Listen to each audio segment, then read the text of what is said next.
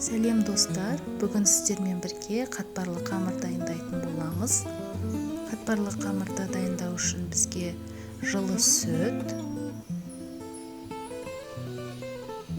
және жарты шай қасық тұз қажет.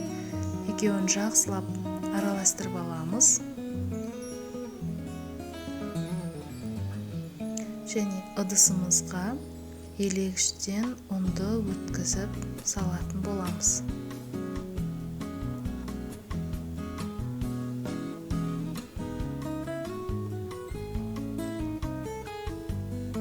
Бұл қатпарлы қамырды дайындауға менде шамамен 700 граммдай ұн қажет болды. Сіздер суды құйған кезде немесе өзіңізге қанша мөлшерде қажет болады, соған ыңғайлап алсаңыз болады. Суды 2 бөліп құйып, қажетінше осы қамырымызды елеп алдық. Қамырды кемінде 5-7 минут көлемінде қолымызға күш салып, ысқылап илейтін боламыз. Целлофанға салып, бөлме температурасында 15-20 минут ұстаймыз. Міне уақыт өтті, тағы бір рет мен басып енін қандырып қойған болатынмын. Одан кейін 10 минут өткеннен кейін жайлап қамырды осылай алғашында қолмен басып, кейін оқтаумен жаямыз.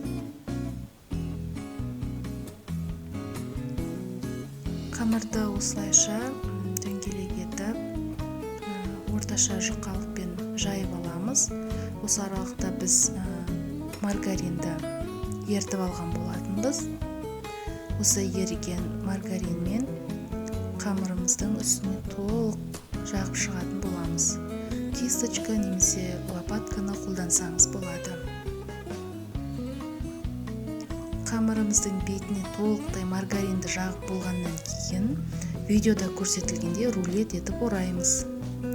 Мына осы оралған қамырдан менде 2 бөлікке бөлінген улитка етіп орап жасап қойдым.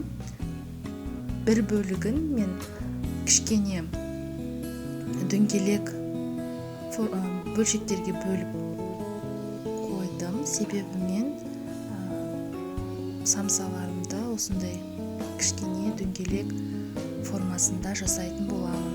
Менде шамамен 20 штук бір бөлігінен самсаның қамыры шықты.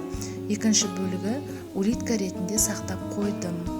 Онымен басқа да қатпарлы қамырдан заттар жасайтын боламын.